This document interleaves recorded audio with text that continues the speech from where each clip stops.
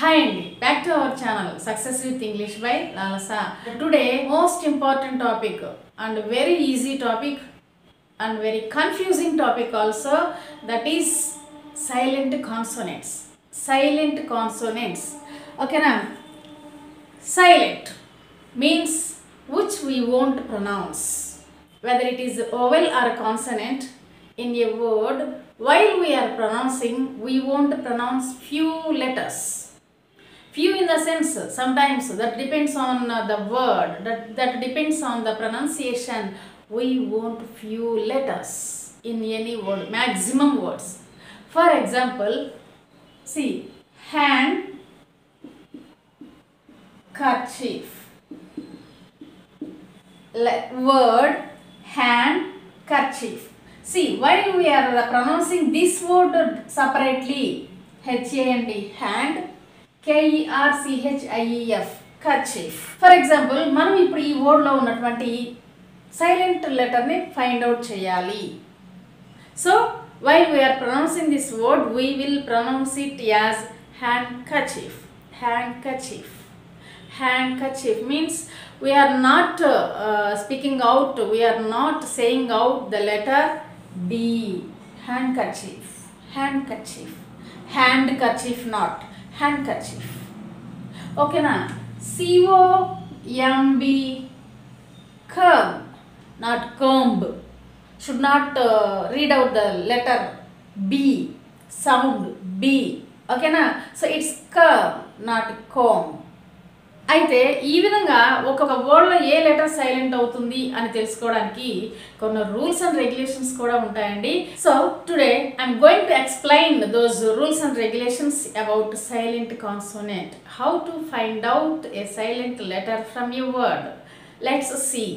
So here I have written few rules to find out a silent letter in a word. ఒక వర్డ్లో silent లెటర్ని find out చేయడానికి follow అవ్వాల్సినటువంటి rules ఏంటి అనేవి నేను ఇక్కడ ఆల్రెడీ బోర్డు మీద రాసాను, చూడండి. ఫస్ట్ వన్ వచ్చేసి లెటర్ బి. బి అనే అక్షరం ఒక వర్డ్లో ఎప్పుడు సైలెంట్గా ఉంటుందంటే after letter M and before T. చూడండి, ఆఫ్టర్ ఎం తర్వాత కానీ, ఒక వర్డ్లో ఎం తర్వాత కానీ, టీకి ముందు కానీ ఈ బి ఉంటే అప్పుడు ఆ వర్డ్లో బి లెటర్ అనేది సైలెంట్ అవుతుందంటండి. ఎగ్జాంపుల్ చెప్తాను చూడండి. For example lamb, LAMB, lamb. B అనేది ఆఫ్టర్ ఎం వచ్చింది కాబట్టి అక్కడ మన రూల్ ప్రకారం బి అనేది సైలెంట్ అవుతుంది. ఓకేనా? సో బి అనేది ఆఫ్టర్ ఎం తర్వాత చూడండి, అక్కడ ల్యామ్, LAMB, ల్యామ్. ఎం ఆఫ్టర్ బి వచ్చింది కాబట్టి we should not pronounce B. అలాగే బిఫోర్ టీ చూడండి, డౌట్, DOUBT, డౌట్. అది డౌట్ కాదండి, బిని మనం పలకూడదు, ఇట్స్ డౌట్, అంటే టీకి ముందు వచ్చింది. ఈ ప్రకారం ఫస్ట్ రూల్ ఏంటంటే బి అనేది ఒక వర్డ్లో ఎంకి తర్వాత కానీ లేదా టీకి ముందు కానీ, సేమ్ వర్డ్లో కాదండి, డిఫరెంట్ వర్డ్స్లోనే. అంటే మీరు ఏదైనా ఒక వర్డ్ ప్రొనౌన్స్ చేసేటప్పుడు బి అనేది ఎం తర్వాత ఉంటే షుడ్ నాట్ ప్రొనౌన్స్ బి, అలాగే టీకి ముందుంటే షుడ్ నాట్ ప్రొనౌన్స్ బి. ఓకేనా? అదొకటి గుర్తుపెట్టుకోండి. And next second rule, the letter C. Any word the letter C comes before Z, L and K. Letter Z, letter L and letter K. ఈ మూడింటి ముందు C అనే లెటర్ వస్తే we should not pronounce letter C, అప్పుడు అది silent letter అవుతుంది. For example Czechoslovakia, it's name of place, actually country Czechoslovakia. దీనిలో చూడండి, ఆ వర్డ్ అనేది ఫస్ట్ సితో బిగిన్ అయింది, బట్ వీఆర్ బిగినింగ్ అంటే we are starting our pronunciation with the letter Z. జా సౌండ్తో పలుకుతున్నాం, సి పలకలేదు. అంటే సి అనేది జెడ్కి ముందు ఉంది. మన రూల్ ప్రకారం లెటర్ జెడ్కి ముందుంటే we should not pronounce C. అంటే ఇవి చాలా రేర్ కేసెస్లో వస్తాయి, ఫ్రీక్వెంట్గా అయితే రావు. Next L, muscle, MUSCLE, muscle. చూసారా? Muscle, MUSCL. ఎల్కి ముందు వచ్చింది సి అనేది ఎల్కి ముందు వచ్చింది కాబట్టి we should not pronounce C. అలాగే block, B L O C K block, B L O C K block, కేకి ముందు సి ఉంది, we should not pronounce C sound, only K sound మాత్రమే పలకాలి. అండ్ నెక్స్ట్ చూడండి, the letter D comes before letter N or letter G. ఏదైనా ఒక వర్డ్లో ఎన్కి ముందు కానీ లేదా జీకి ముందు కానీ లెటర్ డి వస్తే we should not pronounce this D. ఓకేనా? For example Wednesday, WDNESDAY, Wednesday. చూస్తున్నారు కదా స్క్రీన్ మీద స్క్రోల్ అవుతుంది, వెన్స్డే. దానిలో మనం డి ప్రొనౌన్స్ చేయము. It's not Wednesday. నేను చాలా మంది దగ్గర విన్నాను వెడ్నెస్డే అంటూ ఉంటారు, but we should not pronounce D in that word because that did come before N, letter N. అలాగే క్యాట్, CADGE క్యాచ్, అది కూడా డి అనేది జీకి ముందు వచ్చింది కాబట్టి it's not catch, it's catch. ఓకేనా? నెక్స్ట్ ద లెటర్ ఈ అనే లెటర్ ఇది 2 సందర్భాల్లో ఉంటుంది. ఒకటి, if it comes before end of the word. ఒక వర్డ్కి ఒక ఎండ కాదండి ఇది, ఒక వర్డ్కి ఎండ్లో అంటే చివరిలో ఈ అనే లెటర్ ఉంటే దాన్ని మనం ప్రొనౌన్స్ చేయకూడదు. CABLE cable, cable. ఎల్ సౌండ్తోనే ఆపేసాం కానీ we are not pronouncing the letter E, కేబులే అనట్లా, కేబుల్ అంతే. It's end of the word, so we are not pronouncing that letter E. Next before the D. ఒక వర్డ్లో లాస్ట్లో డి ఉండి దానికి ముందు ఈ వస్తే అంటే ఈడి వర్డ్స్ ఉంటే we should not pronounce letter E. For example చూడండి, కుక్డ్, COOKED, కుక్డ్. ఓకేనా? Cook, ED, cooked. ఒకటేమో ఒక వర్డ్లో లాస్ట్లో వచ్చినా కానీ లేదా డీకి ముందు వచ్చినా కానీ we should not pronounce letter E. Next, if any word the letter G comes before letter M or N. ఎంకి ముందు కానీ ఎన్కి ముందు కానీ లెటర్ జీ వస్తే we should not pronounce it. Rule ప్రకారం ఈ రూల్స్ మీరు నేర్చుకోవాలి, తప్పదు. ఓకేనా? DIAPHRAGM డయాఫ్రమ్, దానిలో కూడా మనం జీ పలకట్లే కదా, ఎందుకంటే జీ అనేది మన రూల్ ప్రకారం ఎంకి ముందు వచ్చింది కాబట్టి వీ షుడ్ నాట్ ప్రొనౌన్స్. అలాగే నెక్స్ట్ ఎన్, సైన్, SIGN సైన్. చూస్తున్నారుగా చూడండి, అది కూడా జీ అనేది ఎన్కి ముందు వచ్చింది కాబట్టి అది సైన్ అవుతుంది కాదు, సైగ్న్ కాదు, జీ పలకకూడదు. And next, if the letter H comes before O అనే లెటర్కి ముందు హెచ్ వస్తే we should not pronounce it. అప్పుడు హెచ్ అనేది సైలెంట్ లెటర్ అవుతుంది ఆ వర్డ్లో. For example HONEST, honest, honest no. So H అనేది ఓకి ముందుంది కాబట్టి ఆ హెచ్ని సైలెంట్ లెటర్ లాగా ఉంచాలి. We should not pronounce it's honest, not honest. ఓకేనా? So we have to pronounce it as honest. హెచ్ని సైలెంట్గా, ఎందుకంటే మన రూల్ ప్రకారం హెచ్ అనేది ఓ లెటర్కి ముందుంది కాబట్టి.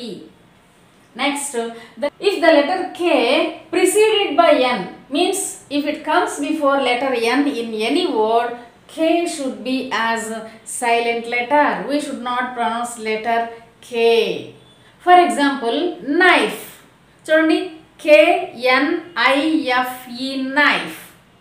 KNIFE, knife. It's not a knife. ఓకేనా? సో ఆ విధంగా, ఎందుకంటే లెటర్ కే అనేది ఎన్కి ముందు వచ్చింది కాబట్టి. మెయిన్గా మీరు గుర్తుపెట్టుకోవాల్సిన రూల్స్ అండి dear students, surely must and should you have to by heart these 7 rules. If you by heart these 7 rules అంటే ఈ 7 rulesని మీరు నేర్చుకుంటే then without preparation, without practice, directly you can answer this roman in question bank in exams. Rules తెలిస్తే, నా గొడవ ఒక్కటేనండి, rules తెలిస్తే చాలు. Whatever the topic it may be, if you know the rules well you can answer that particular topic without any doubt, right? So కాబట్టి ఈ rules compulsory నేర్చుకోండి. ఇప్పుడు కొన్ని ఎగ్జాంపుల్స్ ప్రాక్టీస్ చేద్దామా? So once have a look here. First word SALMON, salmon. No, it's not salmon, it's salmon. L should not pronounce here because it comes before the letter M. So it's salmon. Next, foreign, FOREIGN, foreign. ఇక్కడ F sound, O sound, R sound అన్ని sounds పలుకుతున్నాయి కానీ G sound పలకదు. So here the letter G is silent. G is silent because it comes before the letter M. Okay, next ALMS, arms. No, it's not arms, it's arms. Should not pronounce the letter L in this word. Okay, next BUFFET, buffet. Buffet to bucket కాదండి, it's buffet. Letter T is silent here. Okay na? And here PSYCHOLOGY, psychology. It's not psychology. Okay, మా చిన్నప్పుడు మేము జనరల్గా అంటే తెలియదు కదండి, and at the time we didn't have proper knowledge about English also. We felt that English, the language English is great and English teacher or English ma'am is really great. వాళ్ళని ఒక దేవతల్లాగా, ఒక దేవుళ్ళలాగా చూసేవాళ్ళం. అంటే వాళ్ళు అలా ఇంగ్లీష్ మాట్లాడుతుంటే, English చెప్తుంటే అదేంటో అంటే వాళ్ళేంటో ఎక్కడి నుండో వచ్చినట్లుగా ఫీల్ అయ్యేవాళ్ళం. పర్టికులర్గా I don't know about others, I'm saying about my self. ఓకేనా? సో ఆ ఇంట్రెస్టే, వాళ్ళ మీద ఉన్నటువంటి ఆ ఫీలింగే నన్ను ఇప్పుడు ఇంగ్లీష్ మేడంను చేసిందనమాట. అంటే ఇంగ్లీష్ మేడం అవడానికి ప్రత్యేకమైన రీజన్ ఏం లేదు. From my childhood I had a lot of interest in English subject. ఎందుకంటే మిగిలిన సబ్జెక్టులన్నీ తెలుగులో ఉంటాయి, ఓన్లీ ఇంగ్లీష్ మాత్రం ఇంగ్లీష్లో ఉండేది. అంటే different subject and we felt then it's very difficult. చాలా డిఫికల్ట్గా ఫీల్ అయ్యేవాళ్ళం. ఏదైనా నాకేంటంటే ఐ నీడ్ స్పెషల్, అంటే I like to be special than others. I show interest on special things also.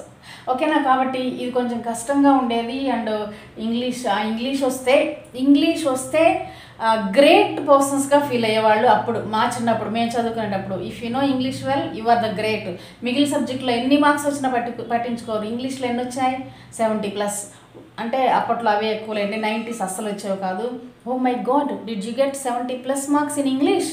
Wow, you are really great అనేవాళ్ళు అనమాట. కాబట్టి ఈ సైకాలజీ అనగానే నాకు అది గుర్తొస్తుంది. ఎందుకంటే ఈ సైకాలజీ స్పెల్లింగ్ నేర్చుకోవడానికి ఎన్ని కష్టాలు పడ్డాము నబ్బా. పిస్కాలజీ అంటాము, సారేమో బెత్తం తీసుకొని టక్కున ఒకటేస్తారు చేతి మీద. సో ఈ లెటర్ని మాకు తెలియదు, we didn't know about the silent letters then. అంటే ఒక వర్డ్లో ఇలా సైలెంట్ లెటర్స్ అంటే మాట్లాడకుండా కూర్చునే లెటర్స్ ఉంటాయని మాకు తెలియదు అప్పట్లో. ఓకేనా? కాబట్టి దాన్ని పలకకూడదని కూడా తెలియదు అనమాట. అందుకని పీ సౌండ్ పలికేవాళ్ళం, ఆయన టక్కన ఒకటేస్తారు. సో కాబట్టి హియర్ ఇట్స్ సైకాలజీ అండి, నాట్ పిస్కాలజీ.